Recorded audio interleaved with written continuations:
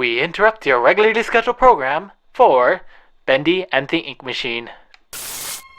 Dear Henry, it seems like a lifetime since we worked on cartoons together.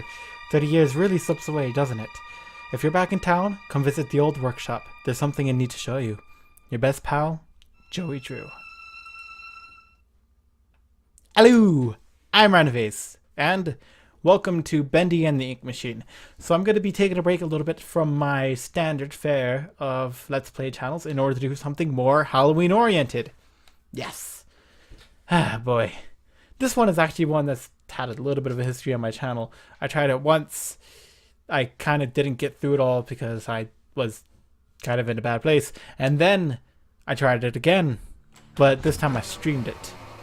Chapter 1, Moving Pictures. Yeah, all that footage is gone. Alright, so, Joey.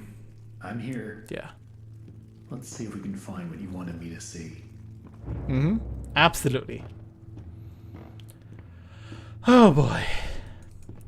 This has actually changed quite a bit. Like, holy crap. I remember playing Bendy and the Ink Machine when it was only available on Game Jolt. Holy cow. I just thought, man, this looks cool. I'm gonna jump back in. Looks like they knocked out a wall or two after I left. Guess it took a few people to replace me. That's always a good feeling, right? When you leave a place and then they're just slightly worse off because you're gone. It feels terrible, but at the same time, it just feels good. It's like, that's how much you contributed. Yeah. Anyway, yeah, I do remember playing this back when it was first on... Hello? Yeah, I do remember playing this when it was first on Game Jolt. And they're just doing a lot, This but... lift could use a few dry cells. Yeah. This is crazy. Like, when this was first out, it was just like, oh yeah, find the stuff, boom, you're done. But here, it's just kind of like, oh yeah, you know, you have this. You have a big reveal. Let's see what you're hiding down there. This whole room didn't exist. It was just kind of like a small square space that housed, well, this.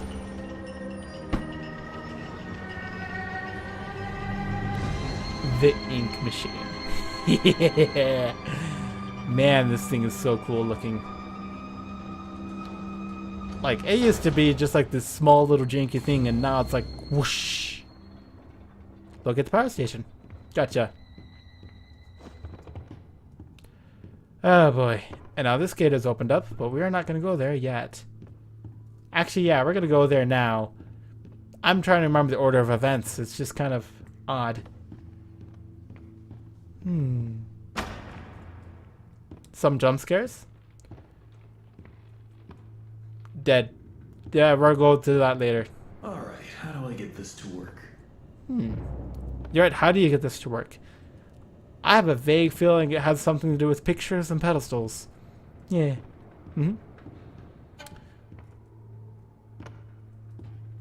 Okay. Who put this here? Somebody.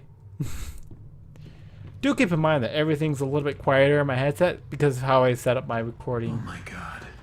Joey, what were you doing? He was doing some... Who's laughing now? Something tells me Joey had a little bit of a... Something against Boris. That's what this character's name is, by the way. Boris. Boris the Wolf. So basically, this is all Chapter 1 is. You're just looking around, trying to find the stuff. Gets you used to the ambiance of the place, which is absolutely amazing. I just love this style. Like... Ooh, bacon soup. Texture work. Usually, I'd think less of textures, right? Ooh, more bacon soup. I think less of textures than modeling, right? This is getting a little bit technical. Video games have two ways of getting details into the world: textures and modeling. Modeling is like how each of these shelves are separate. Textures is like what the paint is on the shelves. Usually texture work I see is less, but here it is so much more. Holy cow, this is texture work done well. At this point, I don't get what Joey's plan is for this company. The animations sure aren't being finished on time anymore, and I certainly don't see why we need this machine. It's noisy, it's messy, and who needs that much ink anyway? Also, get this. Joey had each one of us donate something from our workstation. We put them on these little pedestals in the break room to help appease the gods, Joey says. Keep things going. I think he's lost his mind, but hey, he writes the checks. But I tell you what, if one more of these pipes burst, I'm out of here. Yep. That's a thing. Well, I figure I'm just gonna go find the things and then get back to you. It takes a little bit to get everything. Although, there are a few references around if I can find them. Oh, there we go.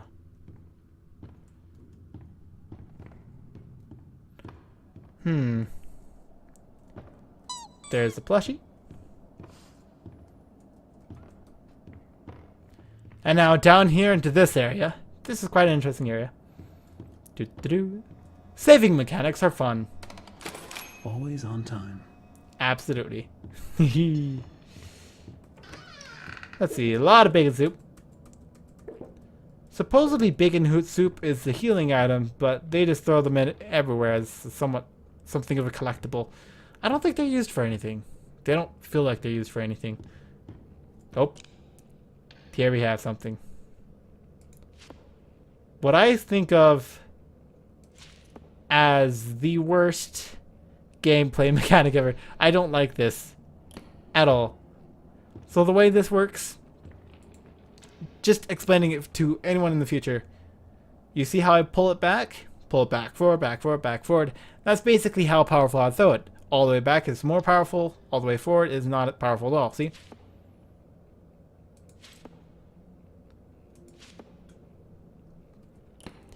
I don't like the way that works. It doesn't feel right. Plus, it's not intuitive at all. Got the book.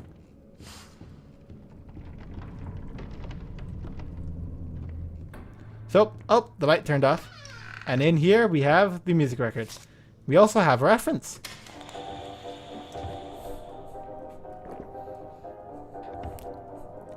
Yeah. A lot of fan music for this game came out, and the creators, instead of it's just ignoring it like most developers will do, instead, they added it to the game. I think that's awesome. It's a way of supporting your community, and I think that's a fantastic thing to do with any video game. Support your community. Okay, and there's the inkwell. Man, all these desks have different things on them. All of them have the same frame on them, don't they? Nope, they all have different frames. Man, I just love this attention to detail that has. Kind of like everything has different frames, everything has different looks. I think I heard somewhere that actually randomizes per playthrough, so yeah, that's a thing to test. Ink output schedule. There's something to this. It'd be like a little hit a bit of detail put in there, like a code. Ooh. More and more developers are doing that these days. And finally, Okay, back at the beginning. That's all of them. So I just want to say, when this game was first coming out, like it was on Game Jolt and everything, the locations of all the objects were randomized. You had different set locations where an object could appear, but it randomly appeared throughout the level.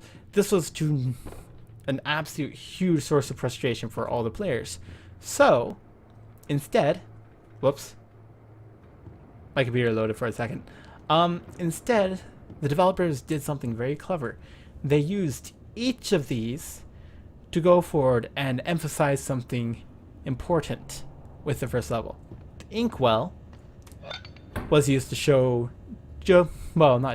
Henry's old work desk, kind of showing that he did in fact work at this studio. The record served a double purpose. One, we'll get to that in the next chapter, but two, he actually went forward and showed, fan music, support of the community. The plushie actually showed something that's important later in this very level, which is good. It's emphasizing that you need to remember this for later. The gear was actually kind of done the reverse way. You saw the gear when we were repairing the ink machine, So if you remembered it, you went back there and got the gear. Remember things. The wrench was hidden in Boris. This was important. It showed you the death aspect and like the inky creations kind of deal. That's going to be really important later. And finally, the book kind of served a variety of purposes. It showed you where the save point was. It showed you what minigames were. And in addition, Now I just need to the get illusion flowing of living. somehow. Should be a switch around here somewhere. Then I can start up the main power. Yep. Now, I don't remember the exact book that the illusion of living is referencing, but there was a famous animator who put out a book, and I'm pretty sure this is referencing that. It talked about the animation process and all of that stuff. Now, the thing that Henry was just barely saying about how there's like a separate source of power, we need to find a lever, that kind of thing, that was where the plushie was. The plushie forced you to go down that way and actually see it before you had to use it. Little tiny fun things along the way to show you you're going the right direction. Yep. No idea how you moved. And a little bit of cleverness. Now, interesting thing about the song, it was actually different the first time. I think it was just a generic like doot doot doot doot doot doot kind of deal. But now it's Bendy whistling, and that was found in one of the trailers for the game. In addition, it kind of emphasizes how Bendy's a cartoon character, but I mean, if you're playing this game, you kind of should have picked up by now that Bendy's a cartoon character.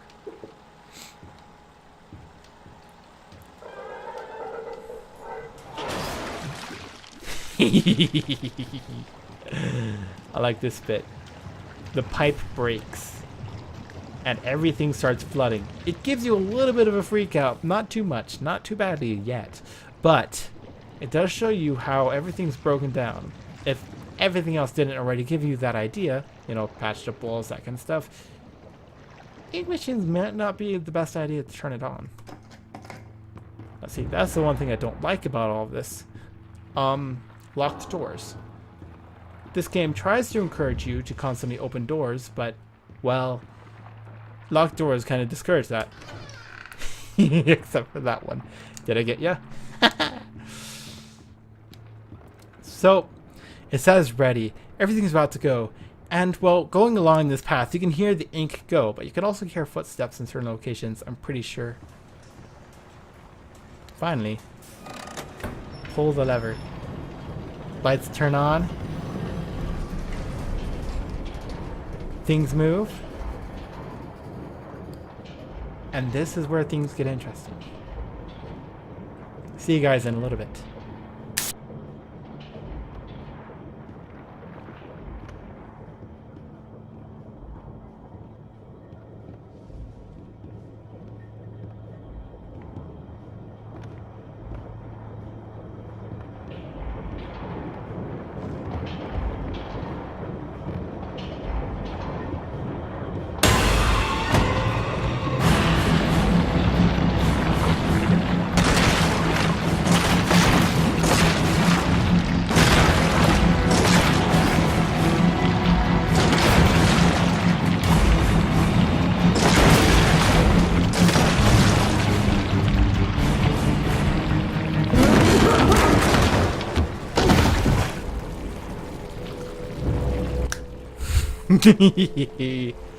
I love that moment.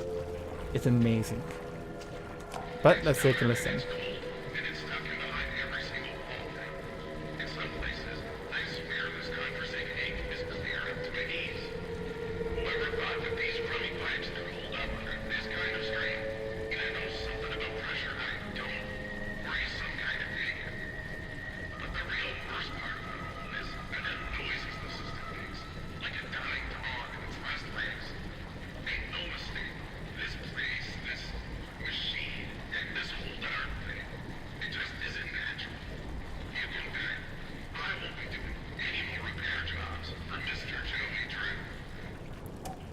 So, I love that. So at that last little moment, you hear everything he's talking about. You hear the ink and the pipes just straining against it, groaning. You hear the clunks, and then, well, finally, everything just comes together. That's the payoff. That recording is the payoff. You had that one room that flooded as soon as you turned on the pipes. You had, all the pipes groaning in the airs. And then you had everything flood afterwards. And finally, the payoff is that this isn't natural. This isn't normal. There's something weird going on, and you can't get out of it. I love this.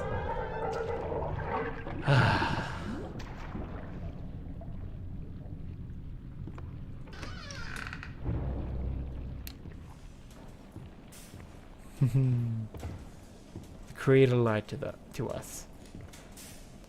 Yes, the messages on the walls scrawled by what are assumed to be come in handy. what are assumed to be former employees. Now, interesting thing about this,